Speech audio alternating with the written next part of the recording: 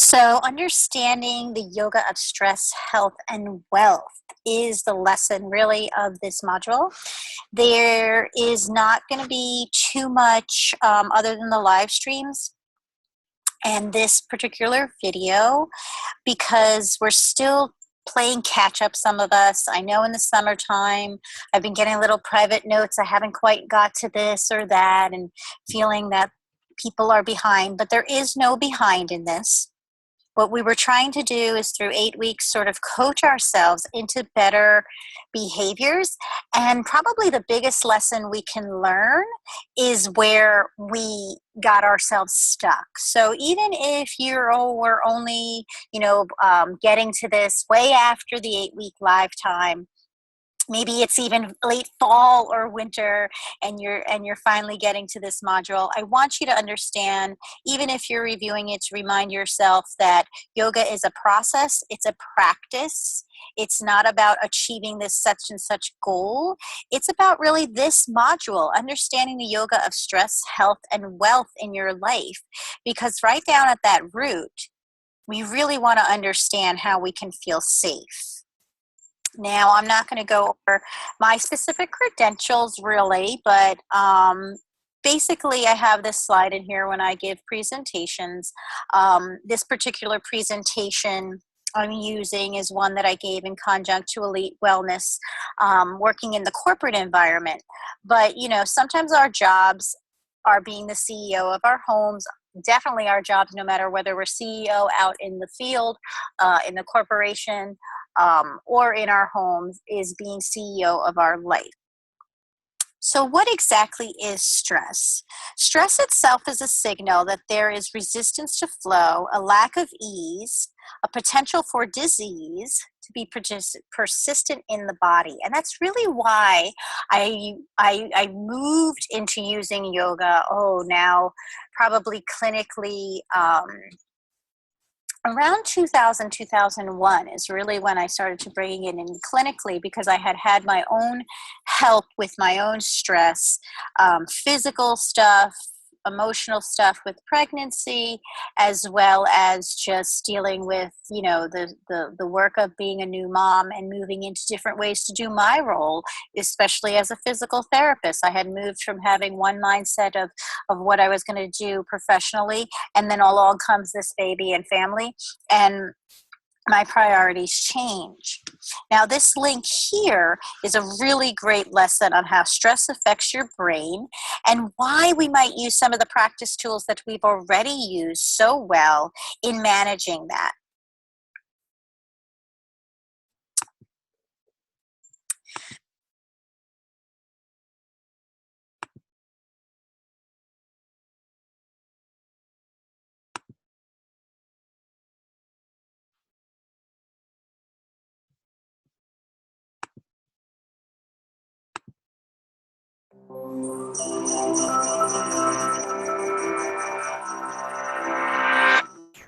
Are you sleeping restlessly, feeling irritable or moody, forgetting little things, and feeling overwhelmed and isolated? Don't worry, we've all been there. You're probably just stressed out. Stress isn't always a bad thing. It can be handy for a burst of extra energy and focus, like when you're playing a competitive sport or have to speak in public. But when it's continuous, the kind most of us face day in and day out, it actually begins to change your brain. Chronic stress, like being overworked or having arguments at home, can affect brain size, its structure, and how it functions, right down to the level of your genes. Stress begins with something called the hypothalamus pituitary adrenal axis, a series of interactions between endocrine glands in the brain and on the kidney, which controls your body's reaction to stress. When your brain detects a stressful situation, your HPA axis is instantly activated and releases a hormone called cortisol, which primes your body for instant action. But high levels of cortisol over long periods of time wreak havoc on your brain. For example, chronic stress increases the activity level and number of neural connections in the amygdala, your brain's fear center. And as levels of cortisol rise, electric signals in your hippocampus, the the part of the brain associated with learning, memories, and stress control, deteriorate. The hippocampus also inhibits the activity of the HPA axis, so when it weakens, so does your ability to control your stress. That's not all, though. Cortisol can literally cause your brain to shrink in size.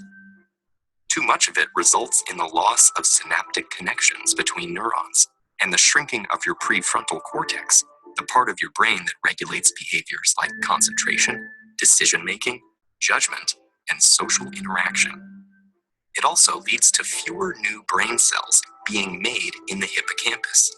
This means chronic stress might make it harder for you to learn and remember things, and also set the stage for more serious mental problems like depression and eventually Alzheimer's disease.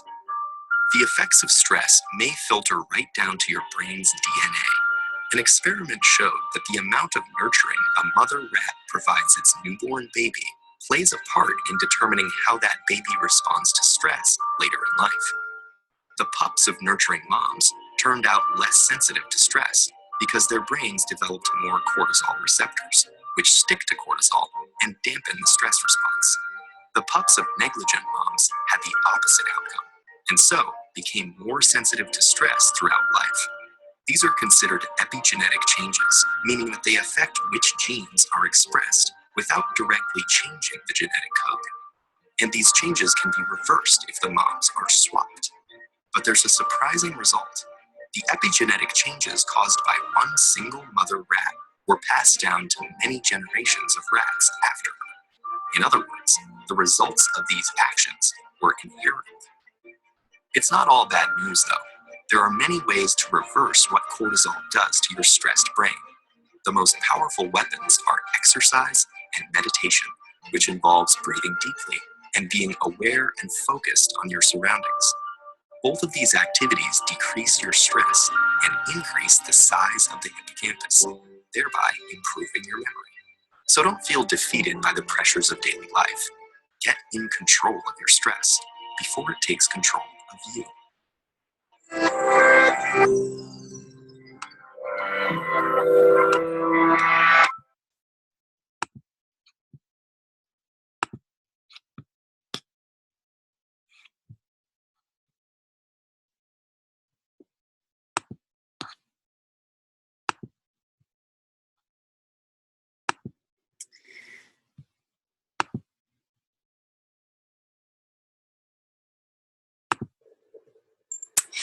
So think about that. Think about why you might be bringing in this practice and why it doesn't necessarily always have to be on the mat. When our brain is on stress, we have scared what that's called the amygdala, as it was spoken of. It's an area of the brain that sort of like figures things out for us, whether or not a sensation that comes to our brain in the back of our brain is worth the time of day for us. The hippocampus in the area of the middle of the brain is also in terms of memory, being able to recall things, also a segue to our front brain, the frontal lobe, and so it has an impact on our cycles and our emotions. You can have altered reactivity. This is why working, let's say, using the yoga for, let's say, sports participation, or being able to be, on your game in some way, reactive, even if you're a recreational runner trying to improve your timing, all of that ability for the brain and the body to connect when under the stress of just maybe saying working out physically or mentally working out can be made a little bit more efficient with what's called the neuroplasticity, or changes in the brain brought on by this cortisol change, brought on by growing your brain, as was explained in the video, by the use of even just the meditation tools. We've seen that. And then, of course, vagal tone, which I won't get into this. That's a little bit involved. But basically, that's the main alert system between your brain and your body, especially your organs. So when we have things going on, such as digestive distress, toxins coming into the body, an autoimmune response going on, we have this communication with that brain. And deciding how much stress we have to have. Now, if you never notice these things going on, you never notice the toxins, or you are hyper vigilant. I see this a lot in autoimmune diseases with people, especially women who are more prone to them.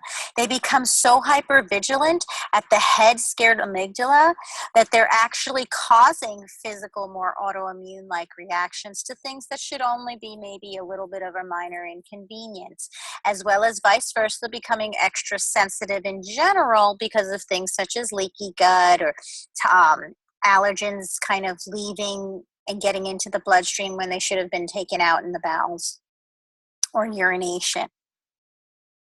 A body on stress, as they mentioned, affects, there's that vagus nerve, that yellow nerve coming down and going into all of the organs. So your organs' health, people can understand that the health of their organs is very important for the health of their overall body. But did you realize that you doing this program is a way for you to tap in physically, mentally, emotionally, all of the things that happen at your bones, at your muscles, whether or not there's communication going on, the endocrine system, your hormonal messengers are greatly impacted, as well as your overall energy.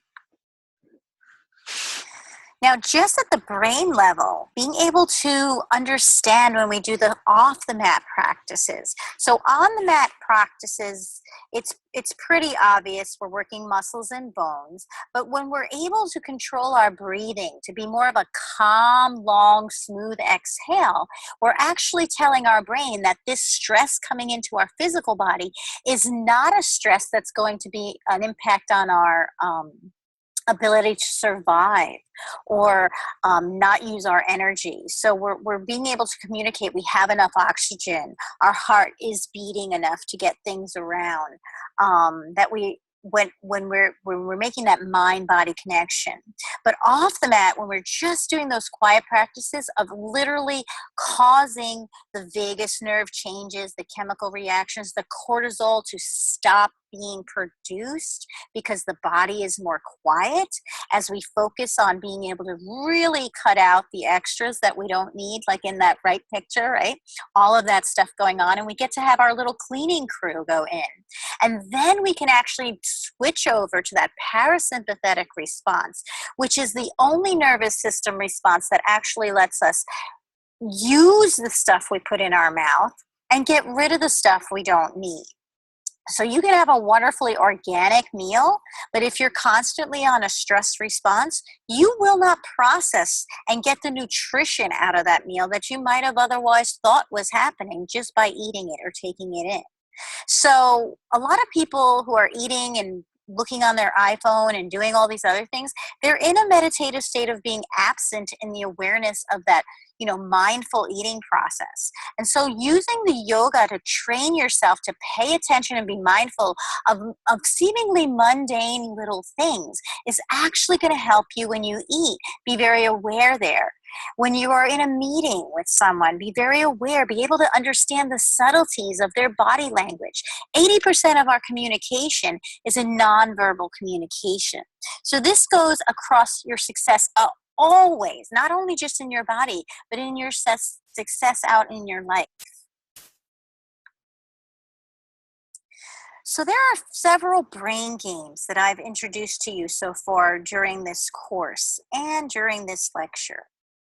We want to minimize the excess, okay? So that's creating that special place where you can make it not be as distracting around you.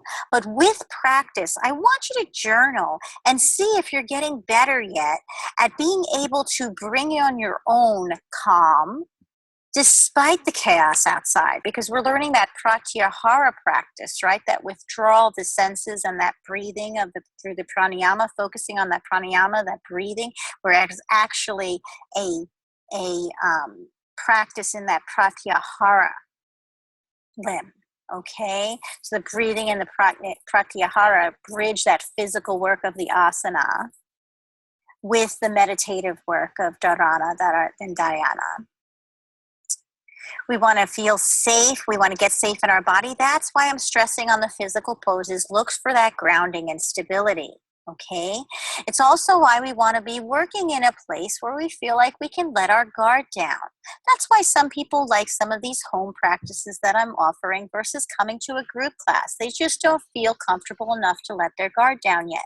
But again, progress for you does not mean that you're further down in your, let's say, Hanumanasana or split pose. It might be being able to not only practice at home privately or one-on-one with me, but being able to go on and go to a group class no matter where you are in the country.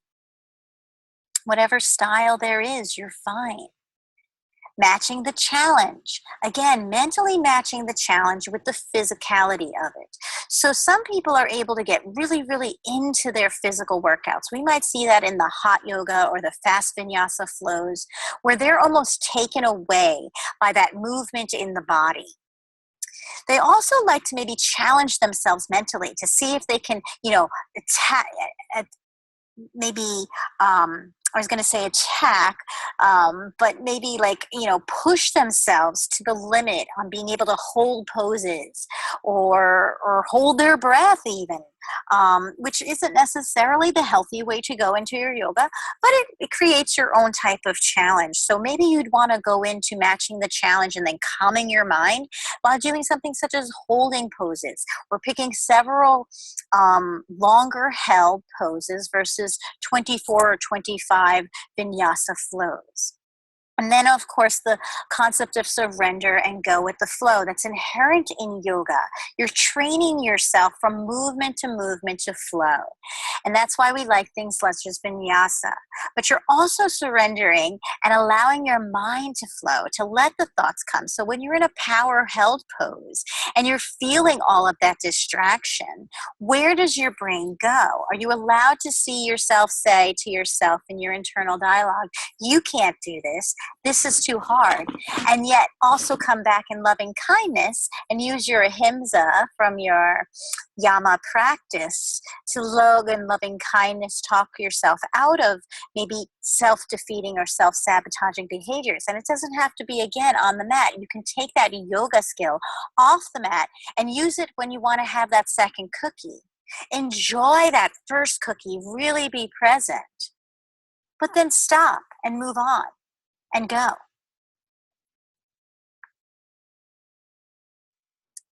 So some of us are also working on our personal wealth, not only through our own health, because let me tell you, if you haven't already experienced it, living in chronic pain, chronic stress, starting to have things such as chronic weight gain from the toxicity in your body, starting to have your hormones go haywire, and then just blaming it on your age and then feeling bad that you have that age is going to take away your wealth, because you're going to have to make more money to be covered, especially in this healthcare economy where they don't spend a lot of time with you anymore because they're trying to cover their own butts on gaining their own equity.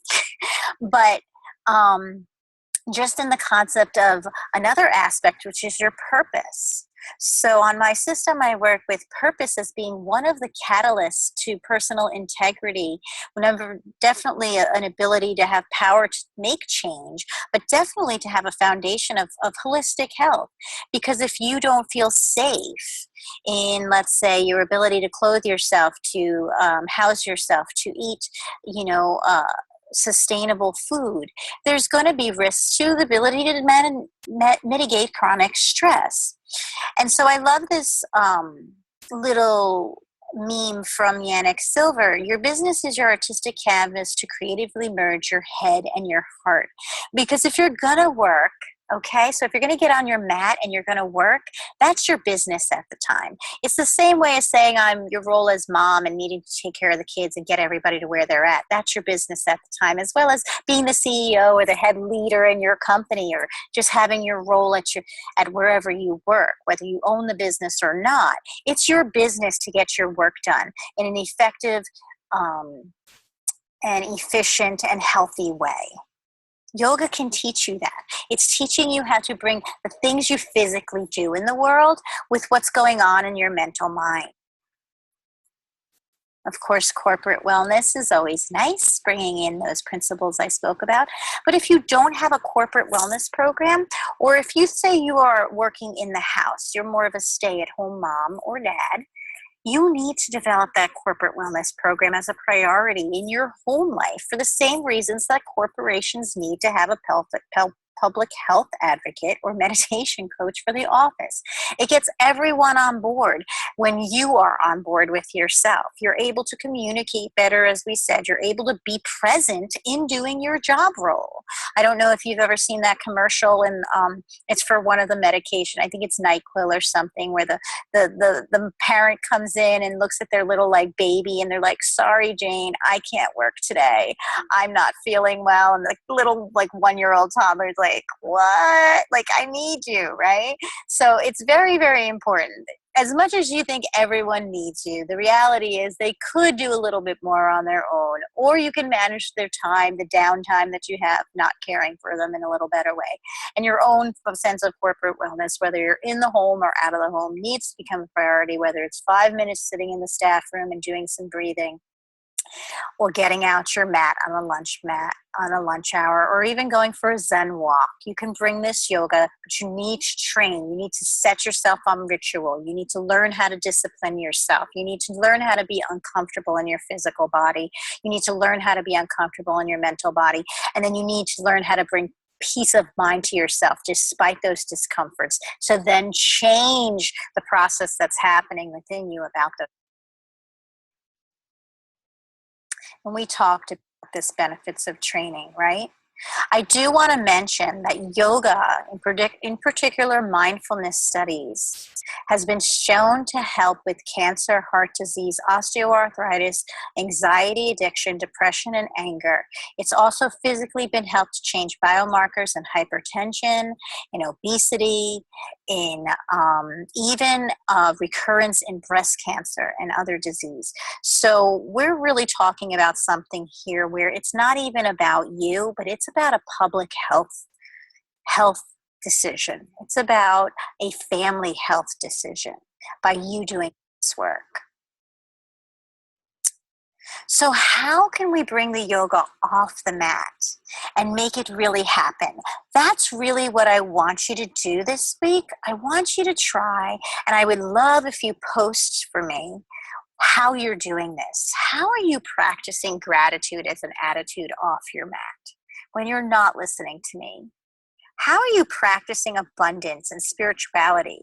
And when I say spirituality, I don't necessarily mean that you're doing it in a religious sense. In fact, science, they just did a research. I believe it was, I want to say University of Ohio, but I will get that reference for anyone who wants it. Just contact me, and I will forward you. I will find that link and forward it. But they did do a scientific study to show that, religion can help with personal health, which is a structured spirituality in something, let's say an idol, a god of some sort. And spirituality can help, but they help in different ways and and while there's some overlap in different things. So there literally is a scientific proof now that religion and spirituality are not the same things, which means you can be many religions and study yoga as a spiritual tool. Community, physical exercise.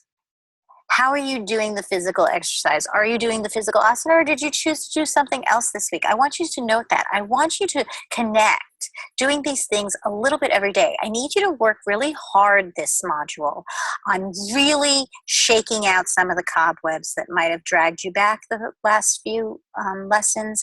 I want you to develop a discipline. I want you to focus wholeheartedly. That's why I'm not giving you a bunch of new things.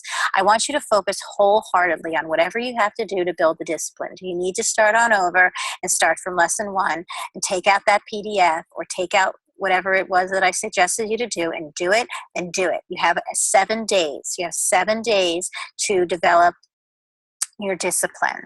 It can be doing these things. It could be something like a detox, forest bathing, going out into the forest, going out into nature, using a sauna, laptop curfews. Make those about 2 hours before you're going to actually go to sleep, because the blue light affects that pituitary for the HPA axis that this video had mentioned on stress, and that affects your cycles. You want to be awake and alert as yogis, okay? When we go to sleep, we want to be able to shut down. Alkaline diet for resiliency and seasonal nourishing cleanse.